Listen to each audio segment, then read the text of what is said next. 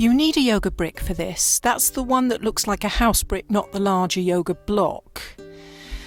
We're coming into a forward bend, and if you know you can't touch the floor, it would be useful to have something solid to land on, like another block or a brick, not a cushion because it's too soft. You can also use the seat of a chair if you need to be higher up. Stand up where you'll have enough space around you to come into this forward bend, which is known as Uttanasana in Sanskrit. It's a bowing forward, so make sure you're not going to crash into anything around you, and you're going to need enough space to lift your arms out to the side as well. Now place the brick between your legs at calf level. Wriggle it around until it's as comfortable as it can be in that position between the inside of your shins. Notice that when the brick is upright in between your legs, by that I mean long ways on or on its smallest or narrowest setting, it brings your legs exactly into inner hip width apart. Often when I say hip width, everyone thinks about the outer hips. But today we'll all be very accurate with our leg distance apart, so hooray for accuracy. Perhaps we should always have a yogic standard measure and force science into the yogic world. Stand naturally now, not trying to force yourself to be more upright, just as your body stands itself naturally. And notice how it feels to have your legs positioned like this. In what way does it feel foreign to you? How much pressure is there on the brick between your calves?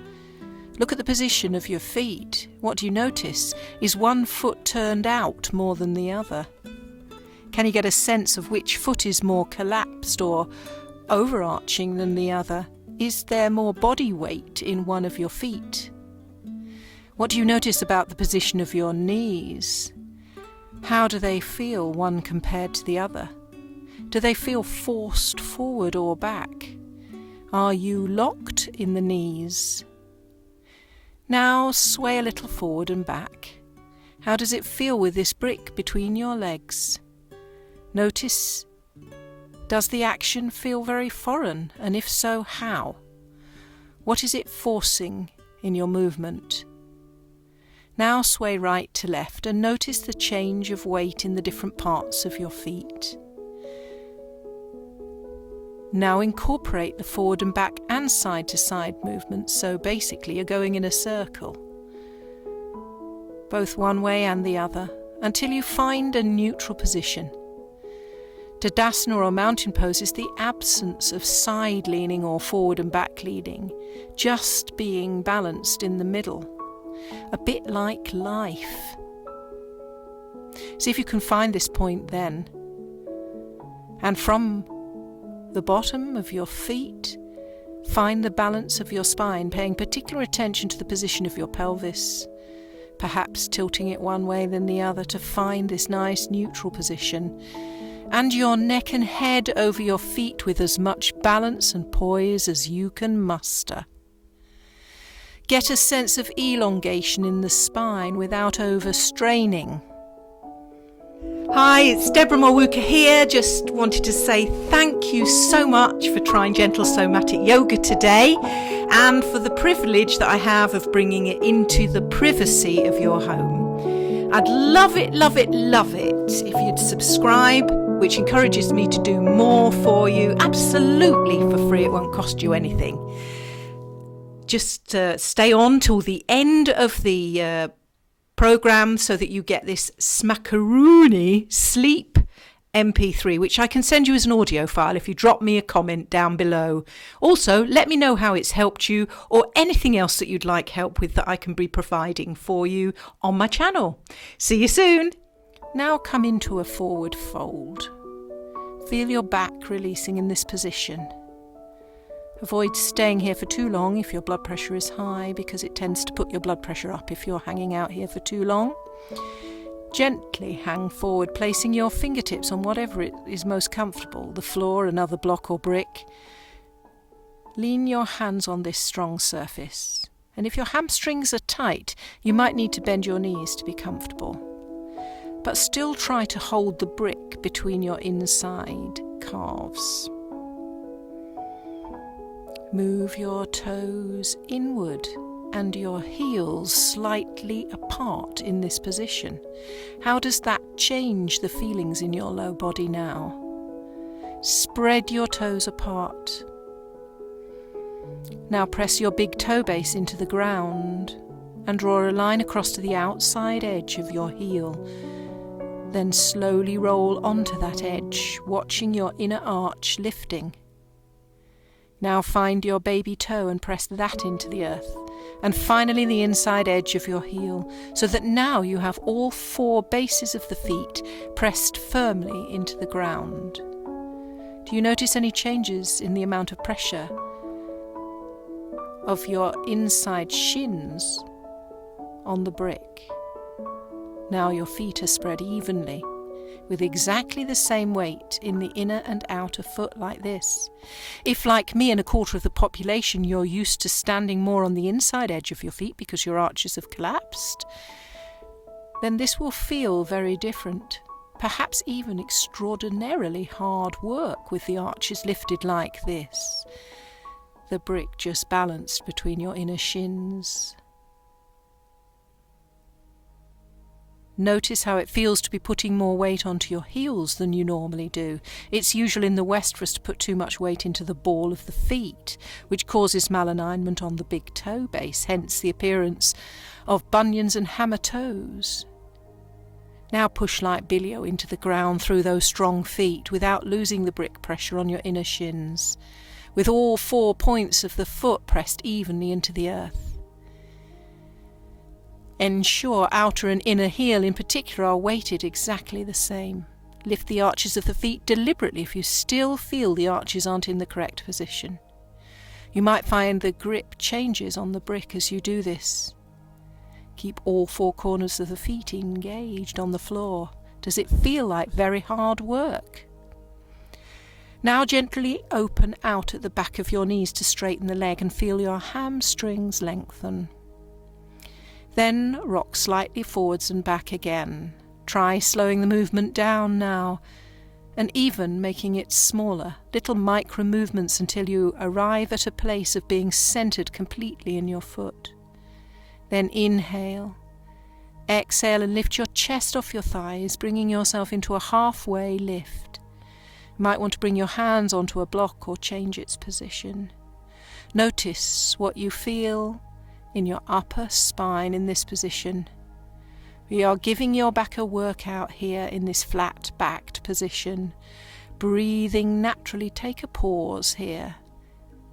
Then an inhale, and on the exhale fold forward again, feeling the belly coming in toward the spine to give you the room to bring your chest towards your thighs. Feel the release on both upper and lower spine. In a moment we're going to come back up into halfway lift, but we're going to start the movement from your feet. Think about lifting your foot arches right up into your knees. Then lifting your knees into your hips as you take an inhale and come up once more onto the fingertips into your halfway lift. Notice that you didn't have to tell your abdominal muscles to switch on. Just the act of lifting through the arches, the knees and the hips did that to your abdominal muscles all on their very own. Take an inhale and feel the belly pressing outwards and softening. Then exhale and feel the abdomen travel towards the back of the spine, and as it does so, allow your whole body to relax. Facial muscles soft, collarbones wide, back of the neck long. Feel that deep and beautiful relaxation in this forward bend. That may be enough for you today. But if you want a challenge, take yourself through that same somatic experience of drawing up your energy through your arches of the feet to the knees, to the hips, and draw yourself up into a halfway fold again, feeling the experience of the trunk muscles holding you there. Take another inhale, belly comes out. Exhale and bow forward. Try to have an experience of being relaxed and released, opening out through the collarbones, feeling length coming into the back of your neck. And just to be sure that the neck is relaxed and released in this position and help you get in touch with how it feels, Begin a gentle movement from side to side as if you're saying no. All of us need the practice of this side-to-side head movement so that we cease our people-pleasing behaviour and can prioritise our own self-care a little more. Now say the opposite. Nod your head in a yes position, imagining that you are saying yes to the part of yourself who is not up for rushing through this life until it ends all too quickly and the point of it is missed. The part of you that's up for nourishing behaviour and being present right now. There is nothing to achieve, nowhere to go, no one to please. Just breathing in and out is enough. You are enough. Now take your right arm and place it on your buttock. Now your left arm. Squeeze the elbows together and feel the engagement of the shoulder blades, your back beginning to flatten now. Root your feet deep into the ground and hinging from the hips, inhale, exhale and push through the ground to bring yourself into an upright position. Once standing, get present once more to your toes and keep them active. Open them out, curl them upwards and feel a huge space opening up between them. Bring ankles, knees and hips into good alignment. Pelvis neutral, a sense of each vertebra lining up as you gently lift the sternum and feel the collarbones widen. Balance the centre of your brain over the centre of your heart space, earlobes in line with the centre of your shoulders. Connect the centre of your heart space with the centre of your pelvis, deep inside your body, and feel yourself poised and balanced. With eyes closed, gently rotate your shoulders forward, up and back, relaxing them down and feeling your shoulder blades settling. Try that shoulder roll slowly a couple more times, being present to any skips and judders in the slow movement and feeling the work going on in your upper back as you bring the shoulders back. Now settle your arms down your sides and rest for a moment, focusing once more on all four corners of your feet, taking your weight evenly. Then take an inhale and lift your arms out to the side. Exhale and take them up overhead. Did your ribs lift as your arms came up? Imagine that the force from the arches of your feet pulls your flared ribs back down toward them. Take another inhale and exhale, drawing the arms back down in front of you. Inhale, expanding the side ribs and lifting the arms out. Exhale, lift them up to the ceiling. We're going to come forward again now, but before you do, I invite you to think about the position of your hips and try not to push them back behind you as you come forwards.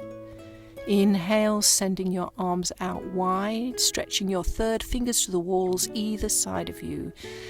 Exhale and bring your arms and body forwards, hands reaching to the earth. I invite you to think about the position of your hips and adjust them, probably slightly forwards, so that your hips are over your ankles a little bit more. Inhale and once more take the halfway lift. Just for a moment pausing as the breath pauses at the end of the inhale before exhaling and bringing yourself into that deep bow, relaxing and releasing your neck, feeling the backs of your legs lengthening, feeling the spaces in your vertebral column opening between them, giving you more cushioning and release. When you're ready, slip the block out from between your legs. Bring your hands to your hips and squeeze the elbows together. Stand tall and notice how your legs feel now without the brick. Absolutely amazing. Notice your posture at the end of this sequence now, and how you have naturally balanced yourself without strain into a new position, full of elegance and poise. Really enjoy it, that feeling of lift. If you spend hours standing in the day, it can be helpful to use the yoga brick as feedback to your brain about the positioning of your hips, legs, knees and ankles, and feet, of course, so that you aren't developing patterns that may not serve you later in life.